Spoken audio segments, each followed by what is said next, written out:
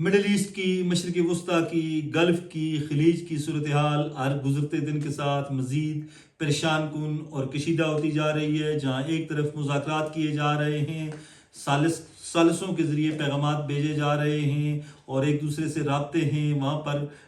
حملوں میں بھی اضافہ ہو چکا ہے اور ایک دوسرے کو صفحہ ہستی سے مٹانے اور نیست و نابود کرنے کی دھمکیاں بھی دی جا رہی ہیں۔ صدر ٹرمپ جو ہیں وہ ہر گزرتے لمحے کے ساتھ ایسا بیان دیتے ہیں کہ کبھی جو ہے وہ کروڈ آئل کی پرائسز جو ہیں وہ نیچے آتی ہیں اور پھر اس کے آدھے گھنٹے یا 2 گھنٹوں کے بعد ایسا بیان دیتے ہیں کہ پھر پرائسز اوپر چلی جاتی ہیں۔ ان کے بیانات جو ہیں ہر گزرتے لمحے کے ساتھ ان کے بیانات میں اتنا تضاد پایا جا رہا ہے، جس کی وجہ سے بہت سے جو تجزیہ کار ہیں ان کو اپنا تجزیہ کرنے میں، جنگ بند ہونے کے حوالے سے اپنے تجزیہ کرنے میں بہت سی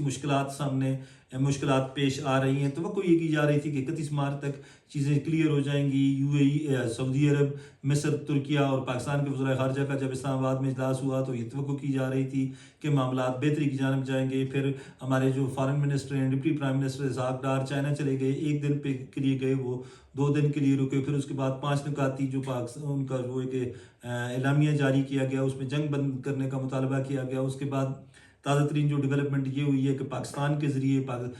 جو پاکستان کے ثالث کار ہیں انہوں کے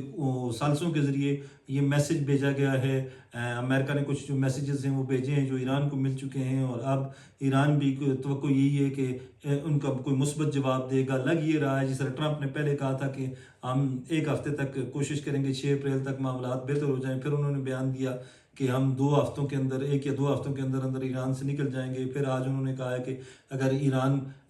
معاہدہ نہیں کرتا تو ہم اس پہ سخت ایکشن لیں گے، سخت حملے کریں گے، ہم ان کو پتھر کے دور میں واپس لے جائیں گے۔ اور جواب میں ایرانی جو لیڈرشپ ہے وہ بھی اسی طرح کے بیانات دے رہی ہے۔ اور سب سے عام ترین چیز یہ ہے کہ ابھی تک تمام تر چیزوں کے باوجود آبنائے ہرمز جو ہے، اسٹریٹ آف ہرمز جو ہے وہ نہیں کھل سکا۔ وہاں سے پاکستانی پرچم بردار جہاز نکلے ہیں، اور بھی کئی ملکوں کے جہاز آئے ہیں، لیکن زیادہ تر جہاز جو ہیں، زیادہ تر ملکوں کے جہاز وہاں پر رکے ہوئے ہیں۔ صورتحال انتہائی پریشان کن ہے، اور اسی وجہ سے کروڈ آئل جو ہے، خام تیل کی پرائسز جو ہیں وہ بہت زیادہ بڑھ رہی ہیں، اور جس طرح حالات بگڑ رہے ہیں اس سے تو لگتا ہے کہ $200 پر بیرل تک پہنچ سکتی ہیں۔ اور اگر یہ $200 پر بیرل تک پہنچی تو پھر یہ بدترین 1970 کا جب بحران تھا تو کہتے ہیں کہ اس سے بڑا بحران بنتا جا رہا ہے، پھیلتا جا رہا ہے۔ پاکستان نے اس حوالے سے بڑا پازیٹیو رول ادا کیا ہے، اور پاکستان نے اپنے آپ کو ایک ضامن کے طور پر، ایک ثالث کے طور پر پیش کیا ہے۔ دونوں جو فریق ہیں، امریکہ بھی اور ایران بھی، وہ بھی پاکستان پر بھروسہ کر رہے ہیں، اور اس ساری جنگ میں اگر کسی کو سفارتی طور پر بہت بڑی کامیابیاں حاصل ہوئی ہیں تو وہ پاکستان کو ہوئی ہیں، اور اس کا کریڈٹ جاتا ہے 2 بندوں کو، سید عاصم منیر صاحب کو جو فیلڈ مارشل ہیں، اور اسحاق ڈار صاحب جنہوں نے بڑا کام کیا ہے، 24 گھنٹے انہوں نے کام کیا ہے بغیر سوئے، اور اس کام کے نتیجے میں آج پاکستان اس مقام پر پہنچا ہوا ہے۔ یہ جنگ بند ہوتی ہے یا نہیں ہوتی، اس کے تو سائیڈ ایفیکٹس ہوں گے، مہنگائی ہوگی، بہت سے لوگ گلف سے بے روزگار ہو جائیں گے، 50 لاکھ لوگ جو ہیں وہ مڈل ایسٹ میں پاکستانی کام کر رہے ہیں۔ اس پہلو پر ہم نہیں سوچتے پاکستانی، ہم جذباتی بیانات، یہ جذباتی باتیں کرتے ہیں۔ یہ ساری چیزیں جو ہیں پاکستان کو متاثر کریں گی، لیکن سفارتی طور پر پاکستان کا جو امیج بڑا ہے، پاکستان کا جو گراف بڑا ہے وہ بہت زیادہ ہے۔ ہمارے پڑوس جو ہے وہ انڈیا، اس میں صف ماتم بچھی ہوئی ہے۔ چینلز پہ اگر آپ دیکھیں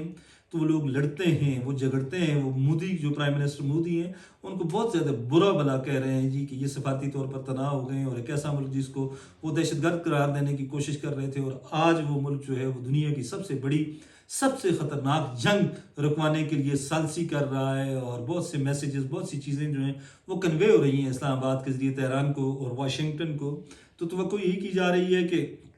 پاکستان اور سعودی عرب، ترکیہ یا مصر جو اس طرح کی جو دیگر ملک ہیں وہ یہ کوشش کر رہے ہیں کہ معاملات بہتر ہوں، اور اب یہ بھی کہا جا رہا ہے کہ چین ایک گارنٹر کے طور پر، ایک ضامن کے طور پر اس میں پڑھنے والا ہے، اس میں شامل ہونے والا ہے، اور یہ اس بات کا غالب امکان ہے کہ آنے والے چند دنوں میں پہلے مرحلے میں سیز فائر ہوگی۔ سیز فائر جو ہے شاید وداؤٹ اینی نیگوسیشن، کوئی مطلب بات چیت کے بغیر ہو جائے، اور اس پہ اگر متفق ہو جاتے ہیں پاکستان، ایران اور امریکہ تو سیز فائر ہوگی، اور اس کے بعد جتنی بھی شرائط ہوں گی ان شرائط پر بات ہوگی۔ اسٹریٹ آف ہرمز کو کھولنے کی بات کی جائے گی، اس میں ایران کا یہ موقف ہے کہ وہ جنگ بندی تب کرے گا کہ اس کو ارجا نہ دیا جائے، اس کو ارجا نہ دیا جائے. اس کا نقصان بہت زیادہ ہو چکا ہے، انفراسٹرکچر تباہ ہو چکا ہے. اور دوسری جانب امریکہ کے بھی کچھ جو انرچ یورینیم ہے اس کے حوالے سے جو مطالبات ہیں وہ بھی جب سامنے رکھے جائیں گے تو دونوں فریق ایک دوسرے کے سامنے بیٹھیں گے تو بہت سے معاملات حل ہو سکتے ہیں. لیکن بظاہر ایسا لگتا ہے کہ شاید ایران سے پابندیاں اٹھ جائیں، اور اگر ایران سے پابندیاں اٹھ گئیں تو اس کا فائدہ پاکستان کو ہوگا. ہمارا جو گیس کا منصوبہ ہے وہ بھی پایہ تکمیل تک پہنچے گا. ہم سستا جو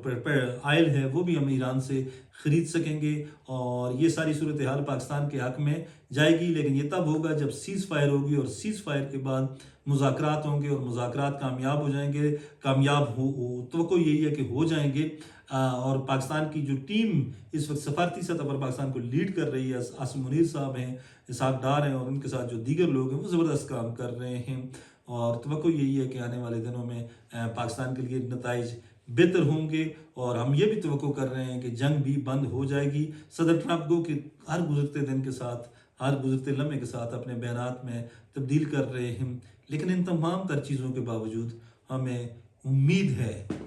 کبھی امید ہے کہ 6 اپریل یا 10 اپریل یا 5 اپریل یا 8 اپریل کا جو پہلا 10 دن ہے، ان 10 دنوں کے اندر 10 اپریل تک انشاءاللہ جنگ بند ہو جائے گی. خوش رہیں، آباد رہیں. اللہ حافظ.